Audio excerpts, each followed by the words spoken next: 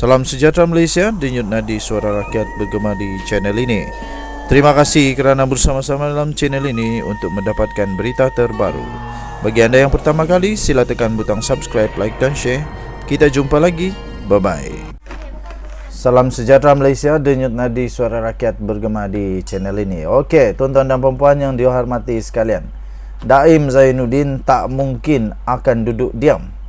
Sejak berlakunya penyitaan Menara Ilham oleh SPRM 2 hari yang lalu, lebih daripada lebih 20 orang yang saya bercakap dengan mereka berkenaan isu tersebut, termasuklah ahli politik, pemimpin NGO, ahli perniagaan, penganalisis politik dan ekonomi, serta mereka yang sentiasa mengikuti isu-isu semasa negara sejak tahun 90-an lagi.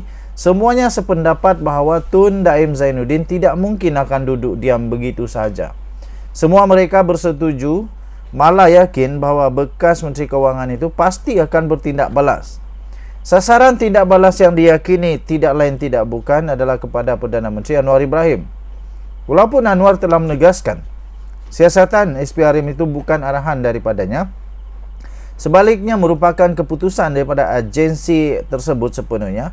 Tetapi sasaran paling mudah dan subjektif yang akan disasarkan itu pun boleh dijatuhkan. Ia tentulah terhadap mereka yang mengetuai kerajaan. Bertukar kerajaan atau bertukar Perdana Menteri, potensi untuk siasatan dihentikan dan kes digugurkan adalah lebih mudah dilakukan sebagaimana yang sudah banyak kali berlaku sebelum ini. Cuma apa dan bagaimana bentuk tindak balas yang bakal dilakukan oleh Tun Daim saja yang masih menjadi persoalan. Ada yang mengatakan tindak balas itu pasti dalam bentuk politik. Ada pula yang mengatakan tindak balas itu lebih mungkin dalam bentuk ekonomi. Kerana Tun Daim adalah seorang ahli perniagaan dan mempunyai rangkaian perniagaan yang luas, terutamanya dalam pasaran saham. Tun Daim tambah mereka masih mempunyai cengkaman yang masih kuat dalam bidang ekonomi berbanding politik. Namun tidak kurang yang meramalkan juga tindak balas dari segi politik dan ekonomi secara serentak juga tidak mustahil akan dilakukan oleh Tun Daim terhadap Anwar. Apakah Anwar dalam keadaan siap sedia untuk mendepaninya? Pun begitu, perkara lain yang turut menjadi persoalan yang sejauh mana tindak balas itu, jika ia dilakukan, benar-benar mampu menggugat kedudukan Anwar. Ini kerana ramai yang sangsi faktor usia dan kecergasan Tun Daim sekarang ini mungkin menjejaskan segala perancangan yang hendak diaturnya itu. Ada pula yang menambah kelebihan yang ada pada Tun Daim untuk memungkinkannya mampu mengatur banyak perkara ialah kerana beliau mempunyai rangkaian yang luas serta sumber kewangan yang mungkin tiada had. Dengan itu, jangan ambil mudah dengan Tun Daim dan di sebalik usianya yang makin menua. Sementara itu, sebagaimana yang dilaporkan oleh media semalam, Ketua SPRM Azam Baki mengesahkan Tun Daim sedang disiasat kerana dipercayai terlibat dengan rasuah dan pengubahan wang haram sehingga Menara Ilham miliknya itu disita. Kata kenyataan itu, apabila kami menyiasat dakwaan rasuah dan salah guna kuasa dan melibatkan harta tak alih, kami dibenarkan di bawah Akta SPRM menghantar permohonan sitaan terhadap timbalan kepada Timbalan Pendakwa Raya. Itulah apa yang berlaku, katanya. Kami menggunakan kuasa yang diperuntukkan kepada Timbalan Pendakwa Raya untuk mengarahkan pejabat tanah meletakkan caveat terhadap tanah berkenaan, katanya. Azam berkata proses sama telah dilakukan oleh SPRM sejak sekian lama. Ketika proses siasatan dilaksanakan sambil menekankan sitaan Menara Ilham bukan satu-satunya kes. Desta yang memetik sumber sebagai berkata beberapa aset milik Daim dan keluarganya mungkin turut akan disita oleh SPRM. Susulan dipercayai kegagalannya menjelaskan sumber dana bagi pembelian hartanah tersebut. Ini lebih banyak sitaan akan ada kemungkinan. Jika ada keperluan untuk aset disita, pegawai penyiasat akan meneruskan permohonan sitaan, kata sumber itu lagi. Menurut Desta, Azam bagaimanapun enggan mengulas lanjut perincian kes siasatan terhadap bekas Menteri Kewangan itu. Sabudin Husin 24 Disember 2023 Denyut Nadi Suara Rakyat bergema di channel ini. Jangan lupa tekan butang subscribe, like dan share. Kita jumpa lagi. Bye-bye. Salam sejahtera Malaysia. Denyut Nadi Suara Rakyat bergema di channel ini. Setelah bangunan milik mantan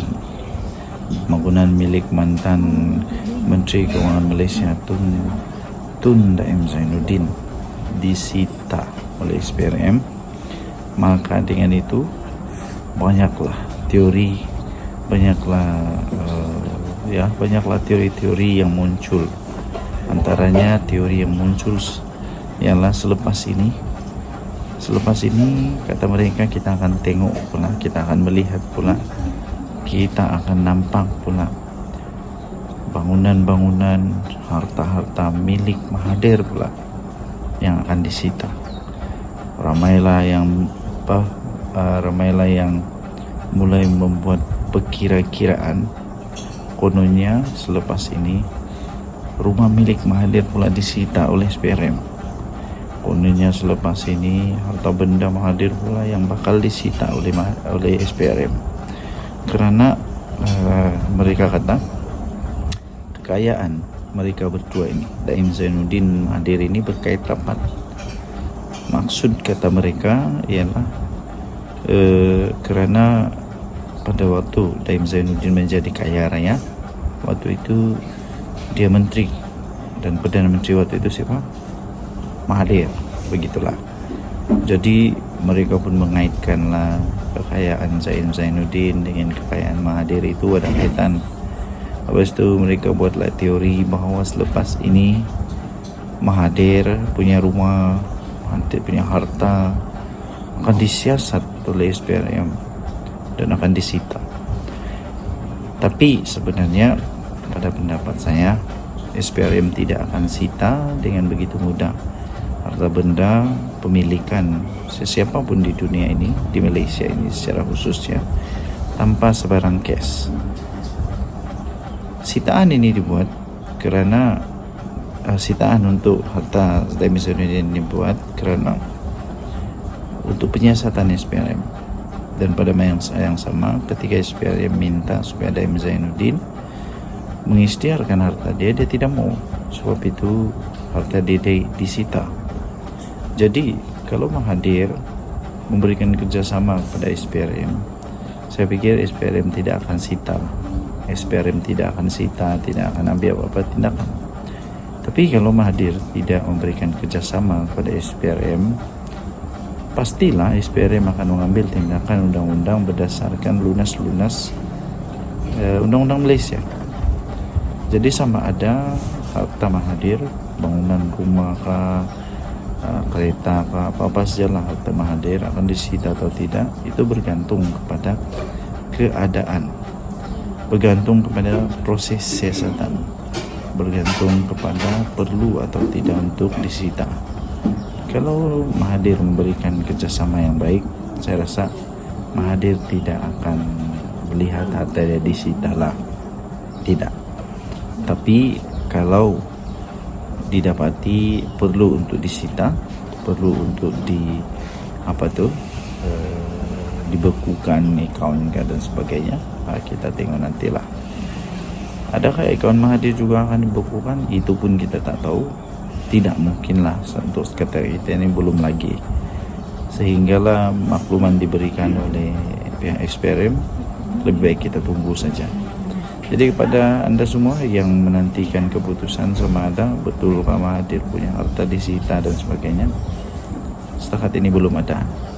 Okey, setakat ini belum ada, tiada, dan belum ada kemungkinan. Kita tunggu dari SPRM. Denyut Nadi Suara Rakyat bergema di channel ini. Bye.